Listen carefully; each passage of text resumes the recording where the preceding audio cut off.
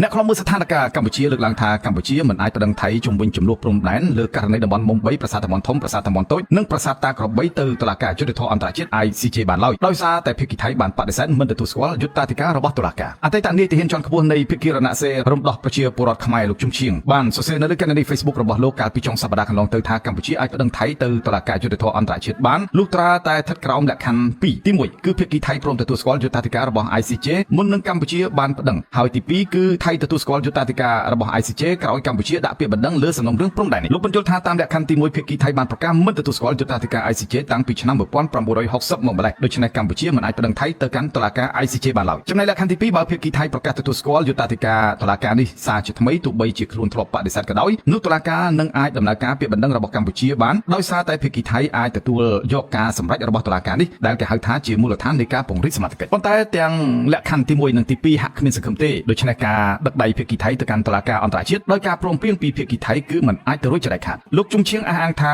យោងតាមមាត្រា93នៃធម្មនុញ្ញអង្គការសហប្រជាជាតិចែងថាសមាជិករបស់អង្គការសហប្រជាជាតិត្រូវក្លាយជាភាគីនៃលក្ខន្តិកៈរបស់តុលាការយុត្តិធម៌អន្តរជាតិ ICJ ដោយស្វ័យប្រវត្តិប៉ុន្តែត្រូវតាមមាត្រា36នៃលក្ខន្តិកៈរបស់តុលាការនេះមាត្រា36នៃលក្ខន្តិកៈរបស់តុលាការយុត្តិធម៌អន្តរជាតិ ICJ ចែងថាគ្រប់ភាគីនៃលក្ខន្តិកៈ ICJ ក្នុងពេលណាក៏បានត្រូវតែធ្វើការប្រកាសទទួលស្គាល់យុត្តាធិការរបស់ ICJ ជាចាំបាច់ទើប ICJ អាចទទួលយកក្តីរបស់ពួកគេបានចំណែកមាត្រា53នៃលក្ខន្តិកៈរបស់តុលាការនេះវិញបានបញ្ជាក់យ៉ាងច្បាស់ថាភាគីថៃភាគីនៃលក្ខន្តិកៈ ICJ អាចស្នើសុំឲ្យតុលាការដំណើរការរឿងក្តីរបស់ខ្លួនបានទោះបីជាភាគីម្ខាងទៀតមិនព្រមចូលមកតតាំងក្តីក៏ដោយលុះត្រាតែតុលាការរកឃើញថាភាគីម្ខាងទៀតមិនបានបដិសេធយុត្តាធិការរបស់ខ្លួនរួមទាំងពាក្យបណ្ដឹងរបស់ភាគីដែលបណ្ដឹងមានភស្តុតាងនិងស្របទៅតាមច្បាប់ថែមទៀតផងអតីតនាយទាហានជាន់ខ្ពស់នៃរណសេររំដោះប្រជាពលរដ្ឋខ្មែររូបនេះបញ្ជាក់ថាចំពោះការស្នើតុលាការធ្វើការបកស្រាយអត្ថន័យនៃសាធិការតាក់ទងទៅនឹងរឿងប្រាសាទព្រះវិហារគឺរឹតតែមិនអាចទៅរួចថែមទៀតព្រោះតុលាការមិនអាចត្រឡប់ទៅធ្វើរឿងដដែលៗបានទេខណៈចំនួនរឿងតំបន់មុំ3ប្រាសាទតំបន់ធំប្រាសាទតំបន់តូចនិងប្រាសាទតាក្របីគឺជាសំណុំរឿងថ្មី